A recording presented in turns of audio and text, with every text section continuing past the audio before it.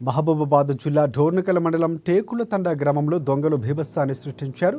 గ్రామంలో ఉన్న ఆంజనేయ స్వామి గుడిలో రాత్రి సమయంలో గుర్తు తెలియని వ్యక్తులు గుడి తలుపులు పగలగొట్టి ఆంజనేయ స్వామి చేతిలో కడియం, గత, వెండి ఆభరణాలకు గురైనట్లు తెలుస్తోంది.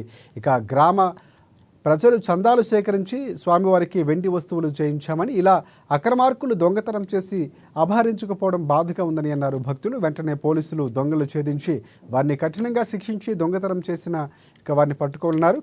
ఆ ఆభరణాలు కూడా తిరిగి స్వామివారికి అప్పచెప్పాలని కోరారు. టేకులతండ గ్రామం మాది. నా పేరు ఇస్లాత్ శ్రీను. మా ఊర్లో ఆంజనేయ స్వామి టెంపుల్, ఇందులో రాత్రి సమయంలో దొంగలు పడ్డారు. సుమారు 20 తులాలు ఎండి ఆభరణాలు దొంగిలించారు.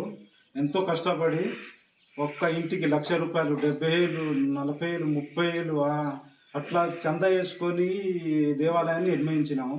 అందులో అయ్యగారిని కూడా నెలకు 8,000 పెట్టి రోజు డైలీ వచ్చేటట్టు చూసుకొని చేస్తున్నాం. సంవత్సరానికి ₹1,00,000 అయ్యగారికి ఇస్తున్నాం. గుర్తు తెలియని వ్యక్తి నైట్ ఏ టైంకి వచ్చిండో లాక్ వేసిన లాక్ని పగలగొట్టి అందులో ఉన్న ఆభరణాలు తీసుకొని వెళ్ళిపోయారు.